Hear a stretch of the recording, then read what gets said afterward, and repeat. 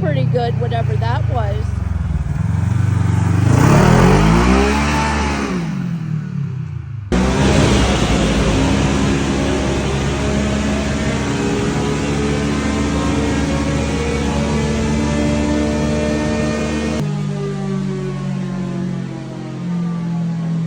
Playing with the clutching, we got 35s on it, and yeah, she's pulling way harder. So yeah, we're dialing her in.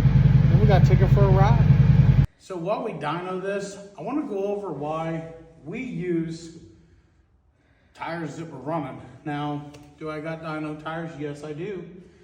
I do run dyno tires for certain things. ECU tunes, dyno tires help you with. Clutching, not really, not so much. So we try to dyno what the tires we're going to be using. So I have a few different sets, mainly the size of tire, really. And that's even for ECU tuning. Sizing of tires, different size tires affects that. But what we're doing here today is we're dialing in the clutch, and then we'll go ride it. I'll make a couple of different setups and see what it does here on the dyno, and then we'll go drive it out in the real world. So it's gonna be a little bit before our clutch kits are available. Right now, I got one that'd be good for mutter type stuff, and we'll have, different clutch setups for different folks, right? We'll have like a trail setup, we'll have mud setup, but here at R.N.G, we don't do stages. We don't believe in stages because there's really no such thing as a stage. And honestly, right now, we're not even messing with the secondary. We really don't see no reason to mess with the secondary really on this model because it's okay, and there's not a whole lot you can do besides change the spring. Well, we try to do kits where they're affordable and simple and easy for you to install them and understand them.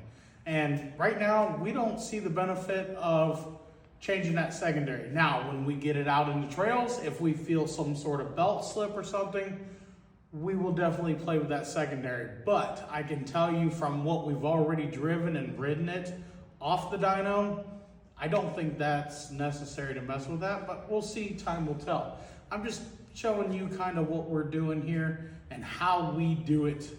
We do it differently than everybody else, and that's okay because we get awesome results. So stay tuned. Kawasaki clutches are coming your way for the 3-arm and the 4-arm clutch.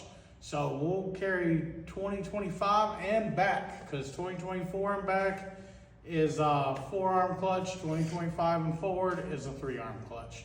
And we are testing both clutches in this unit and going from there.